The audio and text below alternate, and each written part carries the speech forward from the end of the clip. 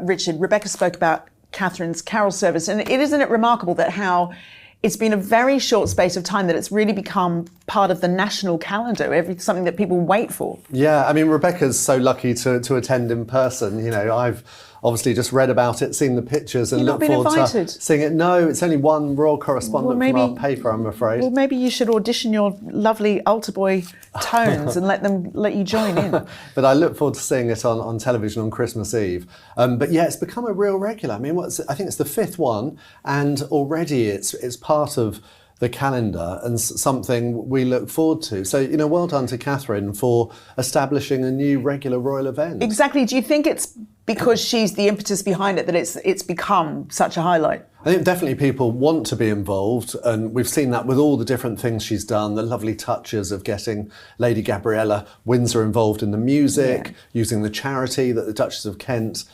co-founded, and Future Talent to get young people involved. And each year she seems to think, obviously puts a lot of thought and work into it. Who can I get this year? Yeah. Who would, you know, enjoy being on it? And that really sort of helps with the spirit of Christmas, doesn't it? Oh, it's lovely. And I know you don't love it when I come to you for fashion chat, but did anyone's outfit catch your eye, or did any particular guests you found interesting? Well, the outfit that caught my eye actually was Carol Middleton's lovely tartan coat. Me too, that was my favourite. There is something about Christmas, isn't it? I think it's that sort of Victorian thing we think of. Tartan goes quite well with Christmas. It's a cosy perennial, isn't it? Yeah. And in terms of people there, one person that was really interesting to see was Lady Davina Windsor's daughter. So Lady Davina Windsor is the Duke and Duchess of Gloucester's daughter, who married someone of mixed heritage. Well, no, her children are mixed heritage, because he is a Maori from New Zealand. They've since separated, but we've seen their children at a few events, and in this occasion we saw her daughter Senna, who we hadn't seen since Queen Elizabeth's funeral, and she's grown up quite a lot now. She's 15 and wearing a lovely blue dress, and you know, seems to be doing well. Lovely. So it'd be great if we could see her at more events. Indeed. Senna's a pretty name, isn't it? I like really that. Pretty. Well, for the full fashion rundown on the Carol service, you should definitely watch the episode of Palace Fashion that we released earlier this week, and that will play directly after this episode. Now, on to 4 people who certainly weren't feeling the Christmas spirit this week. On Saturday, 4 protesters were arrested at the Tower of London for vandalising a display case containing part of the crown jewels. Richard, this is a bad look for security at the Tower, isn't it? Well, security sort of just can't win. I mean, I would say on the one hand, it's better than, you know, at the Louvre in Paris, where... Well, it reminded me of that. I wondered if it was the same gang. Well, in that case, that was burglars who managed to get in and get these French crown jewels. In this case, our crown jewels are very well protected in these glass cases. I think they're actually bomb-proof. And all they did was throw custard, I think it was, you know, at the case. So sure, it got a few pictures, headlines, but you could argue in a way it illustrates how good the security is. I mean, perhaps they should, you know, keep an eye out for anyone trying to bring custard or anything into the Tower of London. The group that claimed responsibility are called Take Back Power, and they say they're all about targeting the luxury lifestyles of the super rich. Personally, I don't like to see custard go to waste. But, you know, so what do you think? Do you think that it was a successful sort of stunt? Or? I just find these groups so tiresome. Like, yeah, it was successful in the sense that it got a bit of publicity, but it's pathetic, isn't it? I mean, come on, there's better ways. If you want to try to convince people of your arguments, you know, make good arguments, win people over. We've got democracy. People have a chance to say things. You don't need to throw silly stunts like this, which just involve a lot of clean-up work for hard-working people at the Tower of London. And presumably end up with you getting arrested. Yeah, and you've been there recently for your royal walks, haven't you? Yes. You know, they're great staff who work there. They definitely are, and if you haven't seen that, definitely check that out on Royal Walks. That was a really fun nighttime adventure. Thank you. You have to come with us one time. Yeah. Please do. Now, speaking of financial scandals, let's chat about Andrew Mountbatten Windsor. Remember him? Well, thanks to some brilliant reporting by Claudia Joseph at the Mail on Sunday, we've learned of a fresh financial scandal concerning Andrew. But this one involves his daughters. So, Richard, what have we learned? And can we start with an explainer quickly on this peppercorn rent concept? Yeah, I mean, there has been a sort of growing fuss over the arrangements, favourable arrangements given to members of the royal family from the Crown estate for properties that they're allowed to live in. And lots of them have done things like pay a large amount of money up front, and then they pay with what we've called a peppercorn, which is just a symbolic. I don't think they don't physically hand over a peppercorn. I was going to say, it sounds so cute, but it's weird. But it means that they're not really paying for these places that they live. Yeah. So what this story was about, that Claudia and Joseph have written about, was it was Prince Andrew and Fergie, Duke and Duchess of York, as they were then, when he was still a working royal.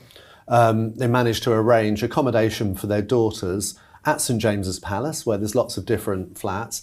And it was, I think, a beautiful apartment that had been done up with £250,000 of taxpayers' money. Right. And they were given extremely favourable terms. So they were paying, I think, roughly 1/12 of what it would get on the open market. And you can rent these places. I did a story I love writing was about the Hollywood stars Michael Douglas and Catherine Zeta-Jones, who...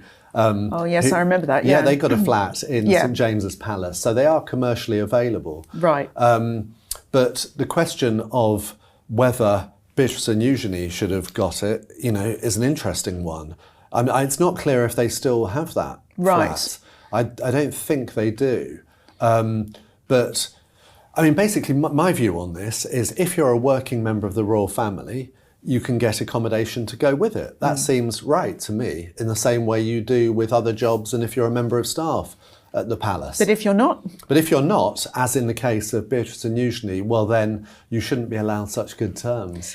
It's a conversation that looks set to run for a bit, doesn't it? In your recent episode of Reading the Royals about Princess Markle of Kent, you mentioned that she had a peppercorn rent going back to something like the 1980s. And then we discussed recently Prince Edward's name mentioned in the same context. So the royal family haven't really got a handle on this, and they kind of probably need to, don't they? They do, but it's a very tricky situation because Kensington Palace, for example, where Prince and Princess Michael have their apartments, is there for the royal family. And Queen Elizabeth gave her beloved cousin Prince Michael an apartment, I think, on their wedding, and there was no suggestion of them having to pay for it. But then when it emerged that, because they were no longer working royals and they were living basically in this free apartment, there was a bit of a scandal years ago about that, and they started paying, or Queen Elizabeth paid for them, I think, until they could afford it. And it was a lot, I think it was like £120,000 a year.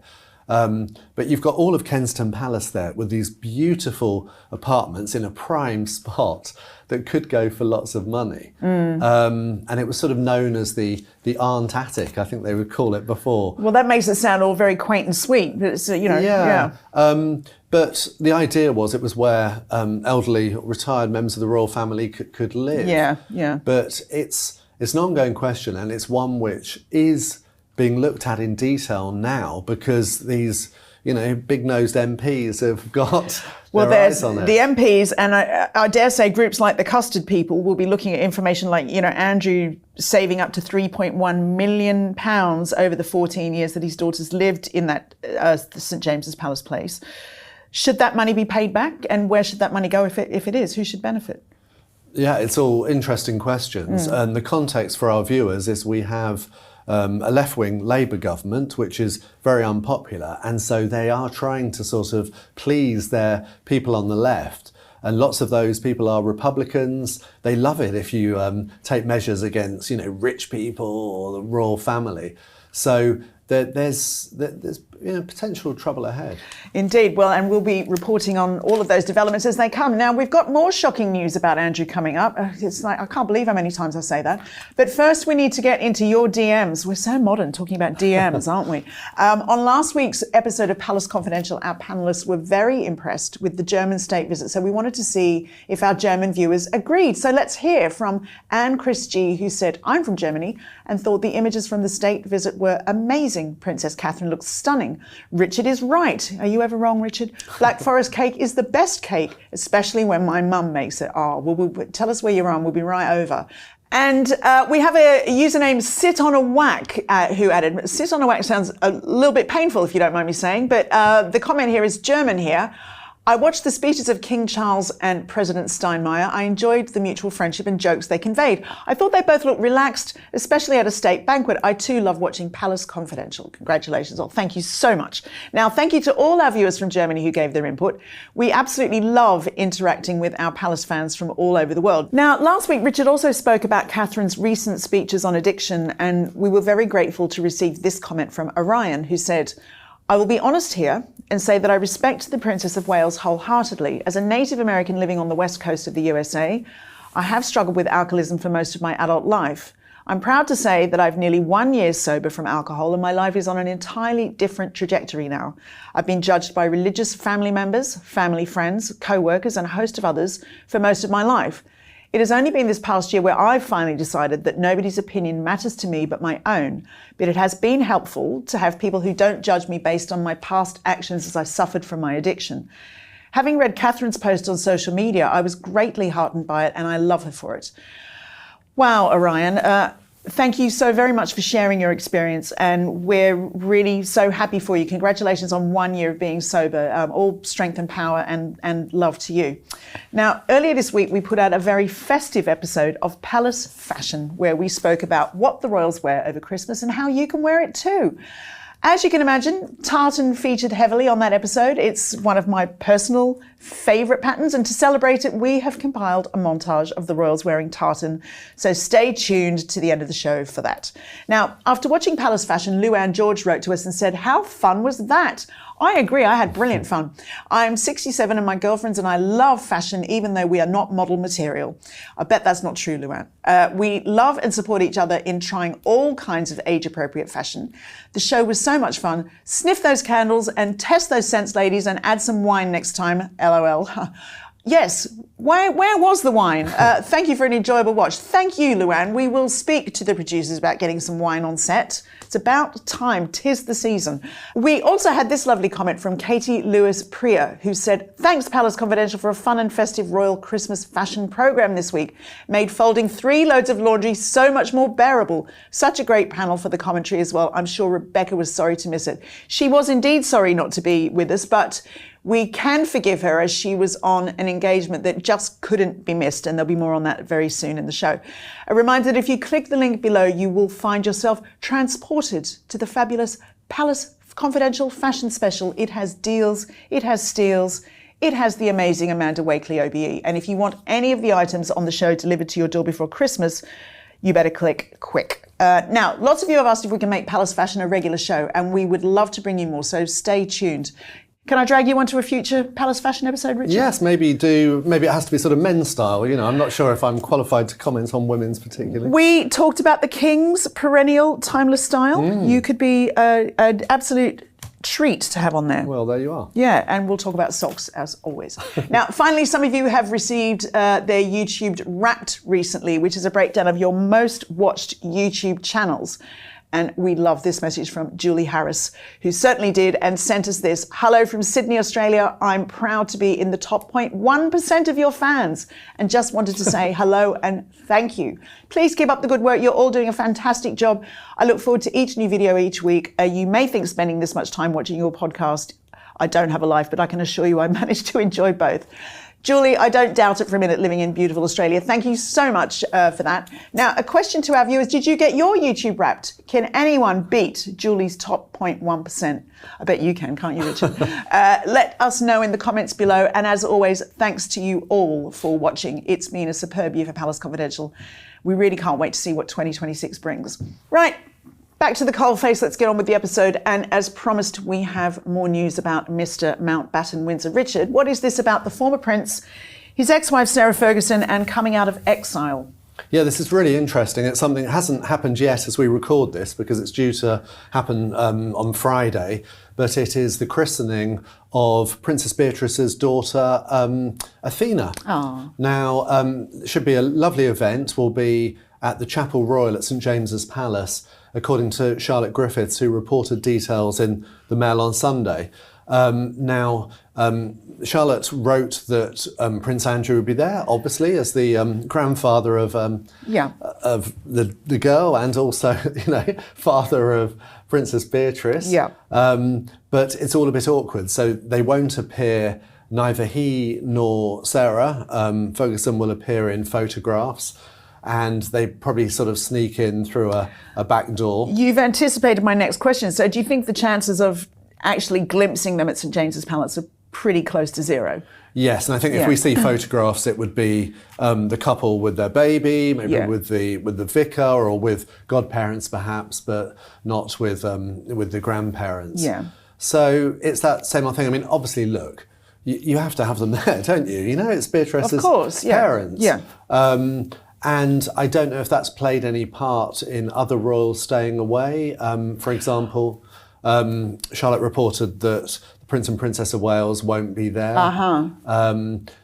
Chapel Royal is where they've had children christened. I think it was case of Prince George and Prince Louis were both christened there. So it's a place they love. Yeah. But they won't be there, and it'll be interesting to see which other royals are. Indeed. So do you think, does it indicate in any way any kind of thawing between Andrew and the rest of the royals, or we just have to wait and see who goes and who doesn't?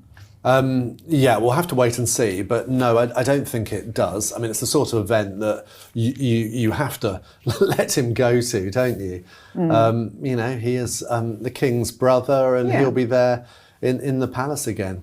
Well, from one uncomfortable familial relationship to another, it's time to discuss what's going on with Meghan and her father, Thomas. Now, we spoke about this briefly on last week's show, but a lot more detail has come out about Thomas's condition, as well as the drastic but life-saving surgery he underwent on Wednesday. It's really dramatic, isn't it, Richard? What can you tell us? Yes, I mean, poor Mr. Markle, the operation that he had to have because of sepsis, I think had his lower leg amputated beneath the knee.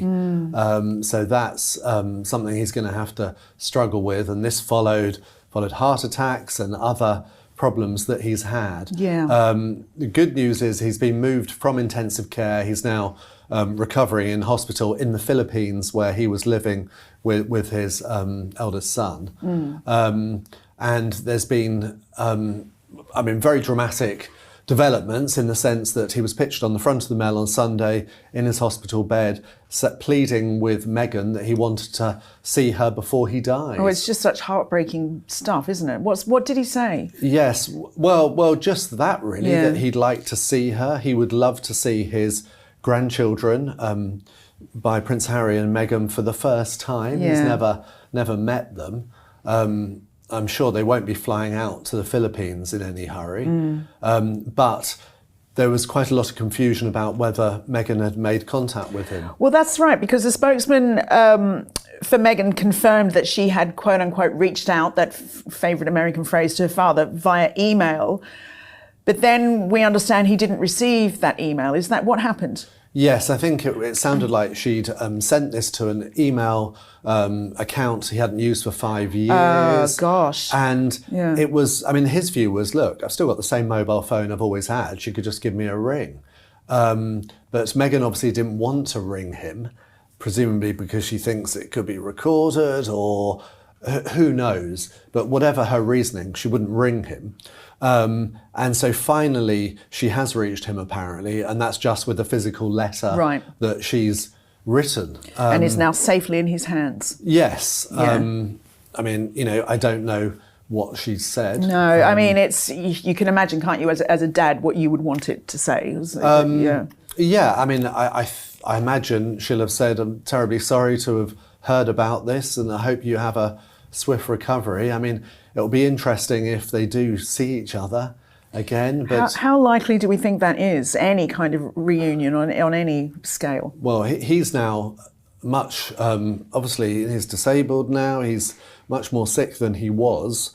Will he be going back to Los Angeles? I'm not sure. Will she be going to the Philippines? This is an estrangement that she hasn't seen him for years anyway.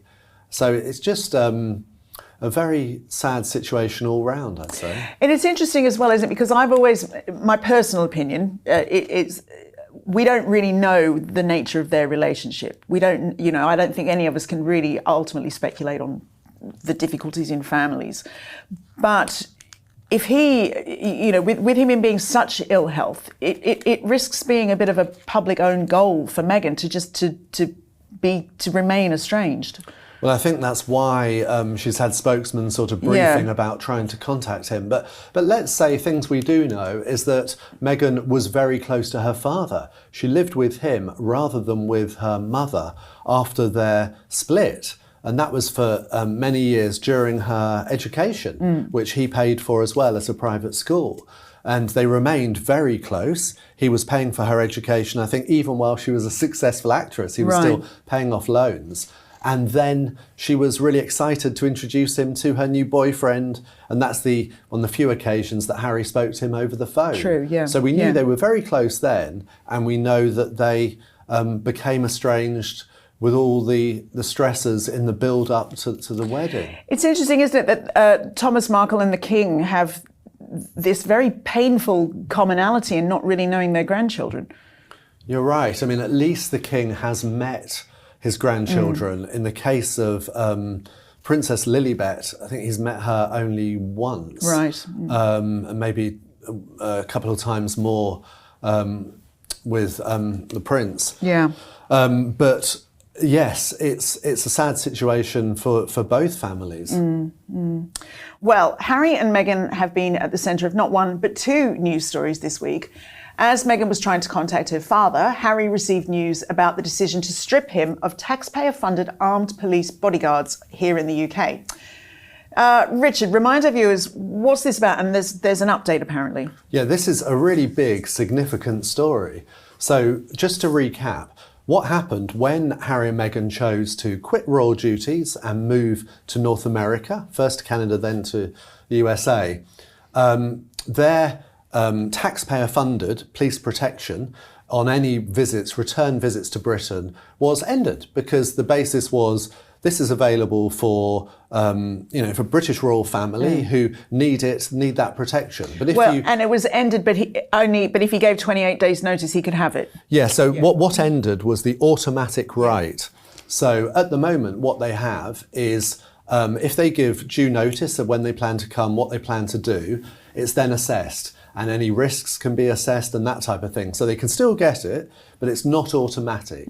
For other members of the royal family, it's automatic that, it's there all the time and obviously much more expensive. So that was ended. Anyway, Harry was very unhappy about this. He took legal action against His Majesty's government, against the Home Office. He said that proper procedures hadn't been followed and it shouldn't have been taken away from him. Well, anyway, so he lost the legal action and then he appealed and he also lost that appeal. And the reason he lost it was because the judges accepted that because they live abroad, it wasn't applicable. What Harry's point was, look, there's still all these threats against me, the life of myself, my wife, my kids could be in danger. And the judges said, sure, but that's not the issue. The issue is that you're no longer in Britain. So we can assess your threats when you come, but you've got to give due notice and that sort of thing. Yeah. Anyway, Harry's been very unhappy about this and he has made clear time and time again that this is what's preventing him coming back to Britain and bringing his children to meet their grandfather. And it's a big, big thing for Harry. So the latest development was he wrote to the new Home Secretary, Shabana Mahmood, and said, I want a review. We've had no review since we left Britain back in 2020. Well, anyway, this week's development is that a review is happening. So the government has allowed a new assessment to take place. And why do you think that's the case? Well, my goodness, that's why it's such a big thing. Because nothing has changed. Okay, so you're thinking, what has changed? Well, I think what has changed is that Harry and Meghan do intend to come back. Harry wants to live in Britain again. Wow. At least, I'm not saying permanently or anything, but I'm talking about spending much more time here and having some sort of resident status. On his last visit back in September, he spoke to friends, and I reported this at the time, about how eventually he would like both their children to be educated in Britain. So, he talked about this with several people. It was to the singer Joss Stone as well, actually. It was really on his mind. So I think he loves life in California in many ways, but he's got old attachments here. He's involved with old charity patronages, and he's really keen for his kids to grow up here, have education. So that might not be for a few years, but his father is still being treated for cancer. And he wants to spend more time here. So yes. I think that's what this is about. So you think this is the strongest indication yet that actually moves are afoot to sort of like reintroduce the Sussexes to Britain on a much more permanent basis? I'll be honest, I've taken quite a bit of mockery about this because I wrote about a plot, an establishment That's plot, right. Yes, I to remember, bring them back, and people were like, what's he talking about, establishment plot? And it was even given a name, so people involved called it Project Thor because they knew that relations between Harry and Meghan and the public and the royal family are very icy. So yes. the idea I was going to say, so it's THAW, not THOR, no, as in the Avengers. Yeah. No Avengers. Yeah. THAW, to thaw things out and to warm up relations. So, I mean, do you remember Harry's last trip in September? It was a real PR offensive. Yes. Oh my goodness. He literally arrived and said, I'm handing over more than £1 million to children in need. You know, he was really trying to get some positive publicity. Yeah. He was smiles all the way through. He met pre-arranged meeting with the King, all part of this PR offensive, to have a cup of tea and everything and discuss things. And then he went to Kiev with the British Home Secretary. That's right, yes. Foreign Secretary. Gosh, a lot Yvette happens in a Cooper. few months, doesn't it? Yeah. And it is all coordinated, and he's got establishment figures on side. So interesting. Yeah. Now, a decision is to be made by a committee in January, I believe. So what happens then? Well, if he is successful and they conclude that he should be given protection again, then I think we will see more of Harry and Meghan. Now, I'm horrified by this, genuinely, because I think it just opens a whole new can of worms. I mean, look, this is Harry and Meghan who have attacked the royal family time and time again. They're completely unrepentant. They think they've done nothing wrong. They haven't apologised in private, as far as we know, definitely not in public. Harry still maintains that they're owed apologies from the royal family. So that they cause trouble and they're coming back. And I think there's a real possibility that they'll be establishing a sort of rival court. They'll be trying to get headlines. You know, that week that Harry was back, he had tons of coverage. But if he comes back with Meghan and the children, there'll be loads of attention. There'll be no attention on the royals, proper royals who are carrying out engagements at that time. Well, maybe he's planning to come back into the fold as a working royal. Well, we certainly know they would like to, because that was their original request. They wanted to combine royal duties with making money. And Queen Elizabeth made clear that wasn't on. So, what sort of basis would they be coming back? So they'd be getting... Look, I mean, British taxpayers at the moment are really hard pressed. The Labour government's getting them to pay more in tax. People are quite angry about this already. So if we've all got to pay a lot more money to pay tax for Harry and Meghan to come back, I think people will be furious. And there's another really interesting angle to this. If they're granted that status, that VIP status that they need security in Britain, it looks as if that means they'll have this special, I can't even remember what the exact term is, but it's like sort of special protected person status abroad. And I think the convention is then that America will have to provide security. Well, we know that Harry and Meghan are spending literally millions on security in the States at the moment.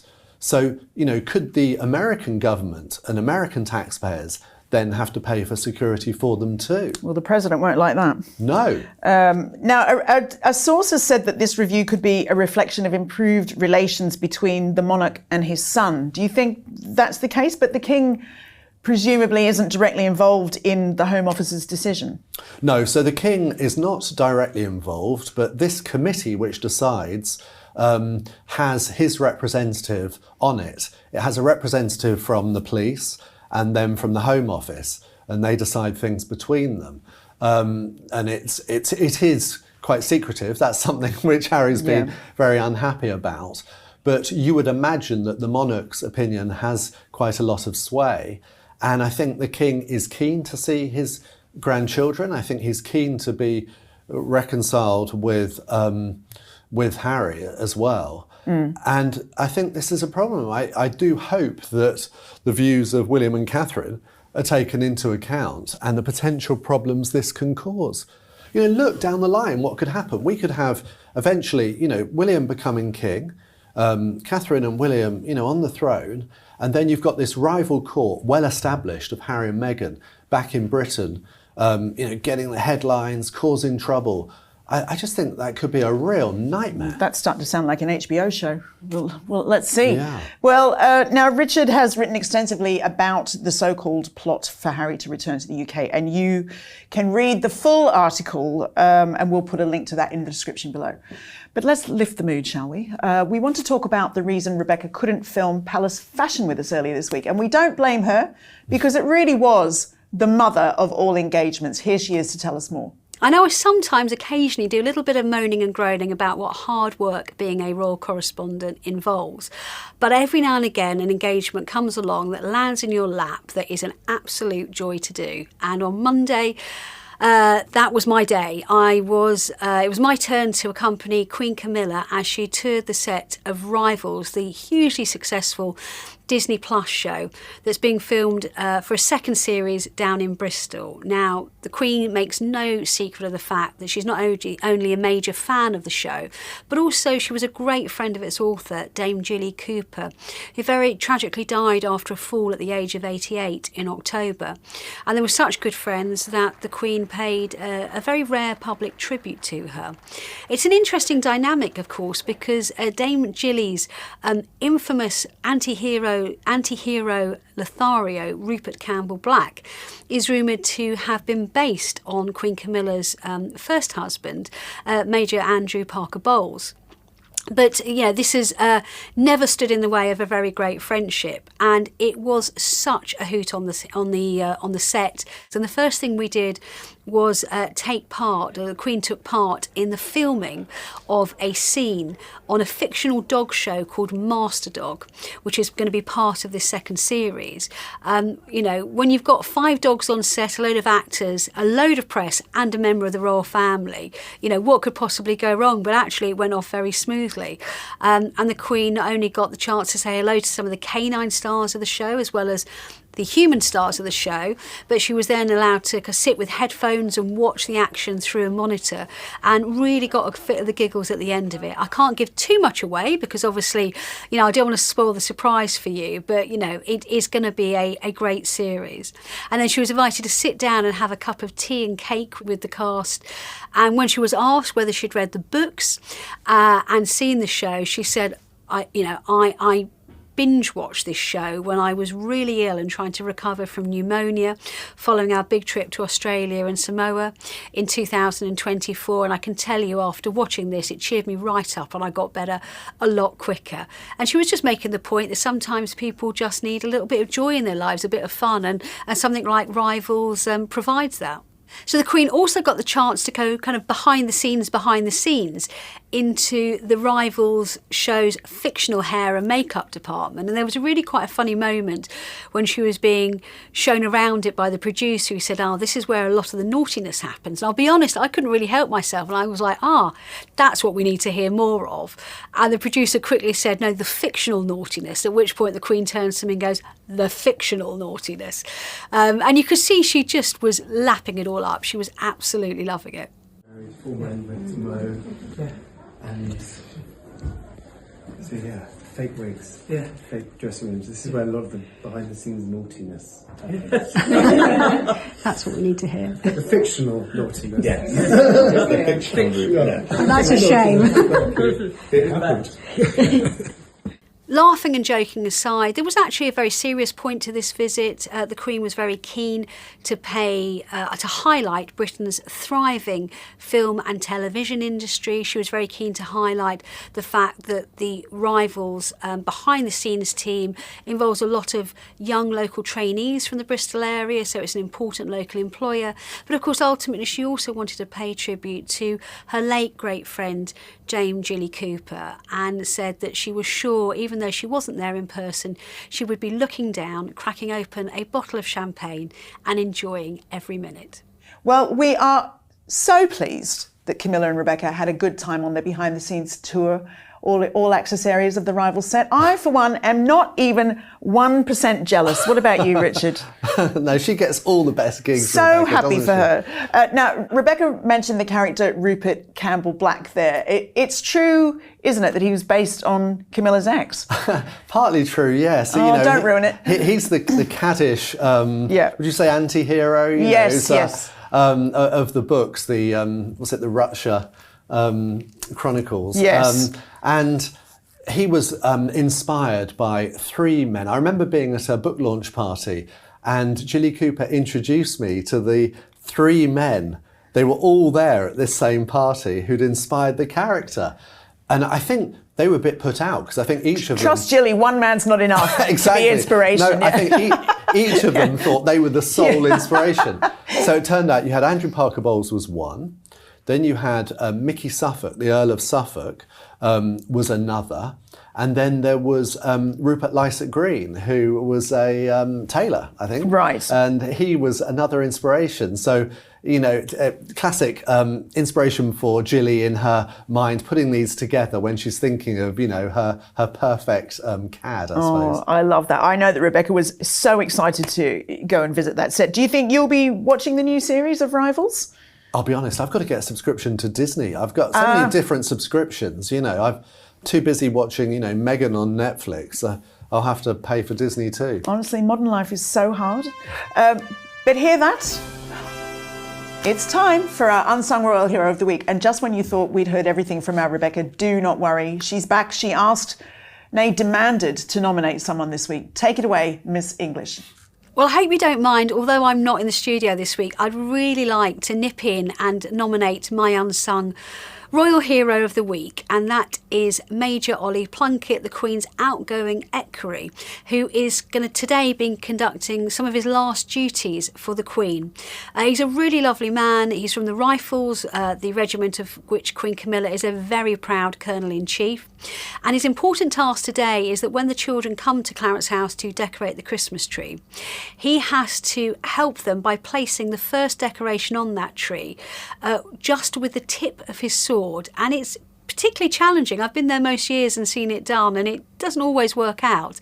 And I know being his last year, there'll be, a little bit of pressure on Ollie to make sure that he, he does the task in hand. I'm sure he will do. I've seen him do it before. So I think, definitely an unsung hero of the week to Major Ollie Plunkett, and good wishes for whatever he goes on to in the rest of his military career. Richard, Major Ollie Plunkett, he's quite the heartthrob, but I hear you've got information on his replacement. Yes, this is another rather cold question of mine, wasn't it? This is another handsome young officer who is taking a role as equerry to Queen Camilla, and it's from a regiment of which he is Colonel-in-Chief, the Rifles. And it's a great name, Major Rob Treasure. Well, you've got a lot to live up to with a name like Treasure. He sounds like a character from one of Jilly Cooper's novels, doesn't he? Yeah. But no, he is a real man, and he is far braver than me, I can tell you, because one of the things he did was, with a couple of mates, he rowed across the Atlantic. What? God, that fills me with absolute horror, but he did. He rowed all the way across the Atlantic, and at the time, the King, then Prince Charles, I think, had sent him a message to say how impressed he was. But anyway, there's obviously... a fine line between bravery and madness, isn't there? Well, he obviously, caught Queen Camilla's eye too, so Indeed. he will be starting work as an equerry, and we will keep tabs in my social diary, confidential on his work. He sounds more than able, but he does have some big boots to fill. Yes, but I'm sure he'll be a treasure. Indeed, a treasure. See what you did there. Now, I know it'll be a wrench for some viewers, but we need to move on from attractive equerries. Do not worry, we have another visual treat for you, as promised. Something I think, and I'm going to be honest about this, is a huge mistake for the King, a huge mistake for Queen Camilla. But Tom Sykes saying that photo being placed for all of the world to see is not coincidental. And I believe that, P. Dinah, because remember, I was the one that broke the story of Meghan, and a key part of that story on the first day was Harry saying that he knew that he was on the way out when the Queen left his photo off screen in that Christmas broadcast in 2019. He was furious about it. He was livid about it. Today, he's going to be thinking, goodness gracious me, the tides, they are turning. Absolutely. And it is a message to Harry and Meghan that we support you, we welcome you. And I think also to the people, they're trying to soften the public's view on Harry and Meghan to come back. And, they're being accepted by Queen Camilla. We know what Harry has said about her in his book. But even she is softening her stance on Harry and what he has done. So absolutely, this is just a ploy. This is how they do it. Like you said, with the symbolism, it's just speaking to what we know they're trying to do moving forward. And it's clear Harry is trying to come back. The review of his security, that is a big step in that direction. I mean, why else would he even bother with this unless he wants to be back more often, more frequently? Talks around his children being educated in the UK. Like this is something that they're trying to do a little bit by little bit. And I just think it is a mistake. Absolutely. I just don't think that people are going to forget that easily. But once again, I think they're just doing things to soften the public, their stance. This is why I think the king's message and, hey, this is my son. We want him back. And we're showing you that. And this is something that I think is inevitable that is going to happen. Absolutely. Yeah. To hell with how William feels, to hell with how Catherine feels. And I think that's so sad because what you've got to remember, P. Dinah, is that Charles, and Lady Colin Campbell was talking about this with me yesterday, is actually working with the enemies of the British royal family here. And Richard Eden has actually got an update on this in today's Daily Mail, where he writes, the establishment plot to return Harry and Meghan is gathering pace. But he says these new developments will horrify anyone who loves the monarchy. And I agree. And he says what has changed is that the establishment plot, which aims to restore the Californian-based couple to the affections of the British public, has powerful supporters. It's, of course, known as Project Thor, and Charles has been roped into it. And it's through key figures within this hard-left Labour government, such as David Lammy, the Justice Secretary, Yvette Cooper, the Foreign Secretary, who travelled on the same train as Harry to the Ukrainian capital, Kiev, when he visited the war-torn country in September. Richard Eden's sources say the new risk assessment in regards to the security could result in taxpayer-funded police protection being restored to the Sussexes. And the explanation will be that Harry and his family plan to spend much more time in Britain than previously. A friend of the Duke's told me Harry wants to educate the children here in the UK. Harry feels his children are missing out on the extensive family network that their niece and nephews are enjoying. Harry wants his children to have the best education. He has retained his closest friendship group of confidants from his days at school at Ludgrove and Eton. He wants that for his own children. But Richard Eden goes on to say if the new risk assessment does result in police protection being restored to Harry and Meghan, there would be fury from taxpayers. It would also be a highly dangerous move for the future of the monarchy. Just when left-wing Labour MPs are rubbing their hands with glee at the review of Crown estate properties and the favourable terms given to members of the royal family, Harry and Meghan would be free to come and go at leisure at a considerable cost to the Exchequer. This is something the increasingly influential Republican left would relish. It must not happen. But P. Dinah, it does look as if it is happening.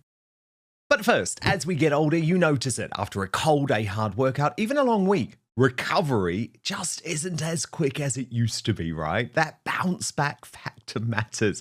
And it turns out the secret isn't luck, it's stem cells, your body's built-in repair crew. With age, that system slows down. Fewer cells, weaker signals, slower recovery. That's exactly why Qualia created Qualia Stem Cell. Think of it this way. Your cells are powerful. Qualia Stem Cell helps keep them that way. It's crafted with nature's heavy lifters, sea buckthorn, royal jelly, and more to support your body's natural repair system so you can keep moving, healing, and thriving. You don't have to accept slowing down. This is about supporting better aging by reactivating the systems that help you bounce back. And it's refreshingly simple. You take it just 4 days a month.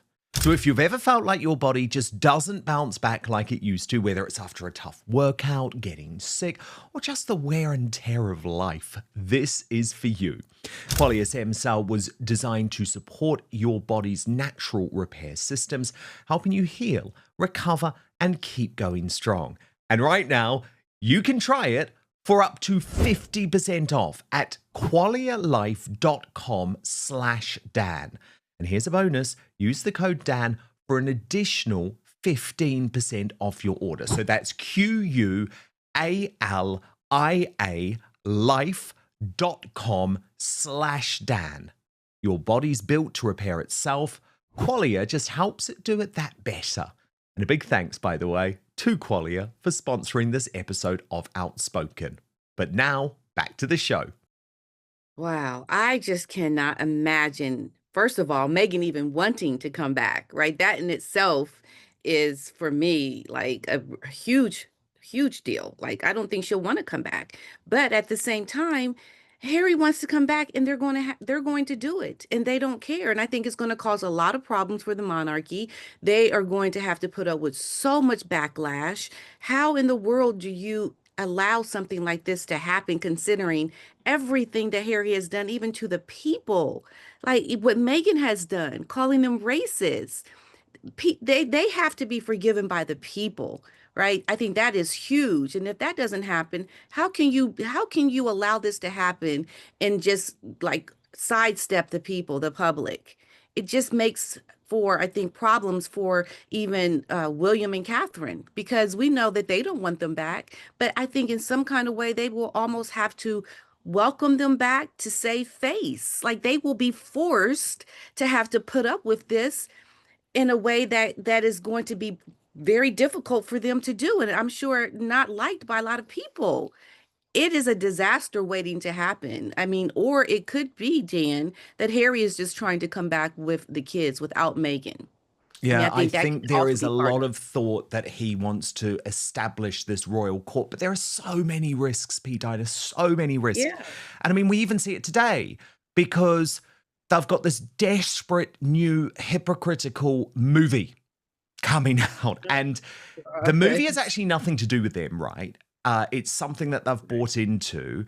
Meghan's boasting about it here, Cookie Queens. They're taking it to the Sundance Film Festival. But this is so mortifying, P. Diner, because even though their PR spin is that this is a really great thing for their company, actually, what they're having to do at Sundance is pimp themselves out and try to sell this film that they've actually had nothing to do with. Because, of course, the deal with Netflix doesn't really exist anymore. The fact they're doing this, by the way, means Netflix has said no to the film.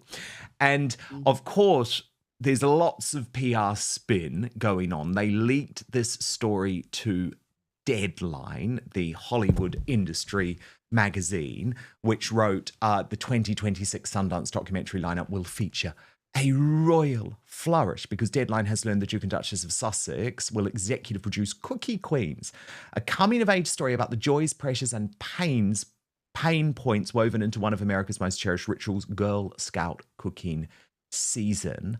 And Meghan is, on the sal. She's on the grift. And she said, as a former Girl Scout myself, with my mom as my troop leader, I have a personal affinity to this film. And I'm proud that all of our conversations and collaboration have led to Archwell Productions partnering with this award-winning team to executive produce this incredibly captivating documentary.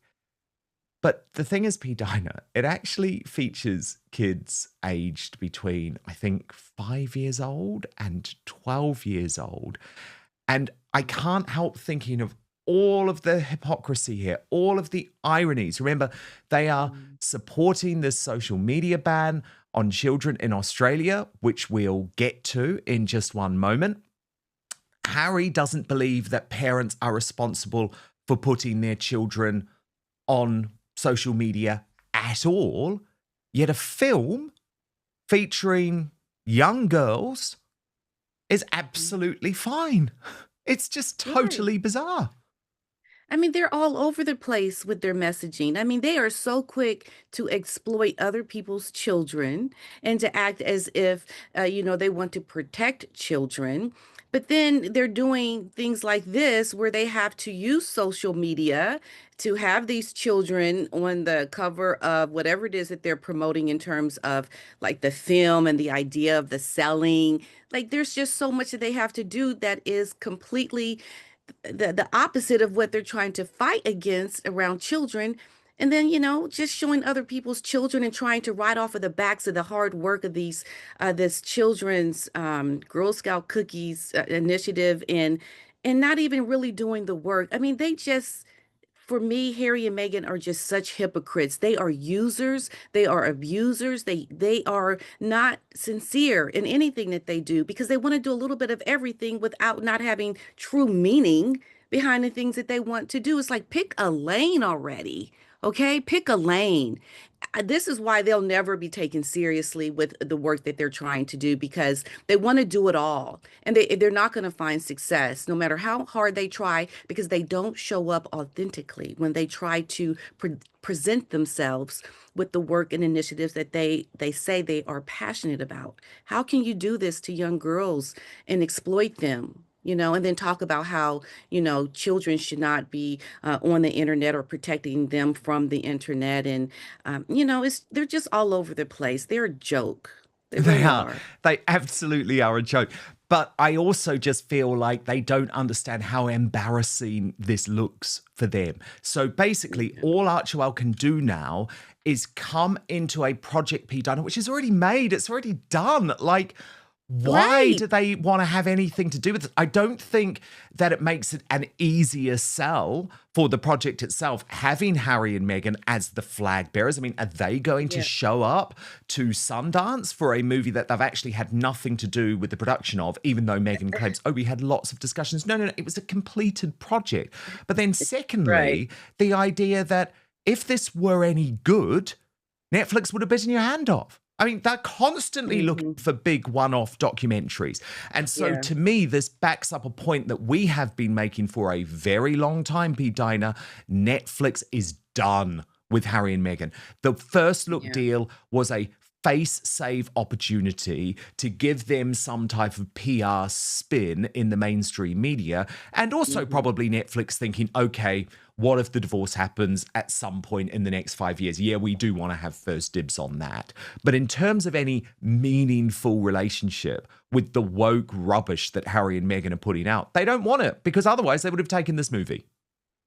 Absolutely. They are trying to keep their distance and trying to, I guess, stay there, in case things happen with this marriage, which, I believe will happen. But yeah, this is just Harry and Meghan trying to stay above the water, trying to attach themselves to something to look like they are relevant, that they're doing something, that they're showing up in a meaningful way. And I just don't think they understand how much of a joke they are. People are laughing at them. I mean, Netflix clearly has dodged a bullet with them because otherwise they would have had this. They would have been behind this. So they are just trying to do what they can, but they're a sinking ship. Clearly, they are not going in the direction that they had hoped, at least Meghan. And Meghan may even try to use the Sundance thing for an opportunity for herself, for her acting career. I think she would try to use it to help herself, if anything. It's not really to promote this film and the work behind it. I mean, like you said, they didn't even have anything really to do with it. It's just putting their name on it. So Meghan is a user. She will try to use it to help Well, of herself course, at because the look end at of the how day. young those kids are. Okay, I mean, Yeah. I'm literally just trying to get my head around the hypocrisy and the irony of this, right? So Meghan has plastered those children, P. Dina, all over her Instagram account on the actual day that she released this ludicrous essay celebrating Australia's leadership for banning social media for young kids. She actually released a statement saying this bold, decisive action to protect children at a critical moment in their development sends a strong signal that a child's mind is not a commodity to exploit it. Yeah. On and on and on this statement went. But as Tom Sykes wrote today, P. Dina, what makes this latest Archewell essay so daft, in my opinion, is the constitutional and political context. Whatever they like to insist about being private workers in Montecito, Harry is the son of Australia's head of state. It is his father's government in Canberra that has just introduced this deeply controversial law. The monarchy is supposed to hover serenely above politics, reconciling factions rather than joining a raging argument about how far the state should go in policing its citizens' online lives. Yet here is the king's younger son, living thousands of miles away in California, hitching his and his wife's Brand family to one side of that fractious dispute. And of course, that's why, to come back around full circle, P. Diner, King Charles and Queen Camilla are quite frankly mad for attempting to give Harry and Meghan this path back when they should be looking at all of the risks that are going to come on a daily basis. And also the complete incongruity with Harry and Meghan's public statements compared with how they try and make money, P. Diner.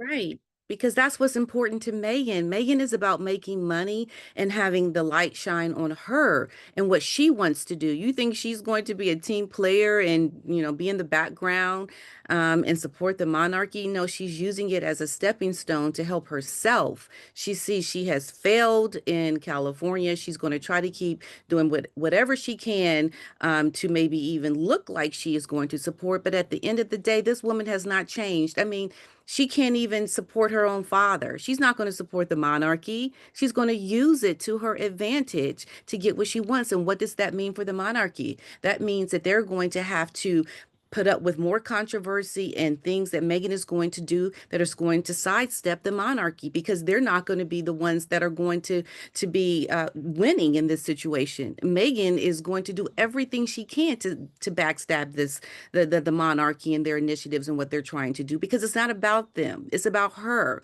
And it will always be about her. So trying to bring her back, you're just looking for trouble.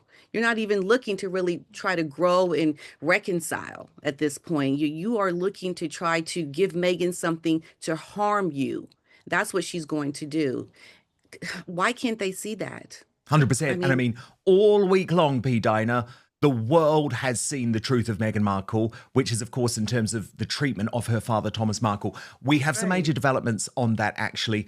Big news coming from Samantha Markle in terms of Meghan's behaviour, and also from Team Meghan in terms of how this letter was just a PR stunt. So what we're going to do is move over to Substack now for our Royal Uncancelled After Show, where we'll have so much more from P. Diner.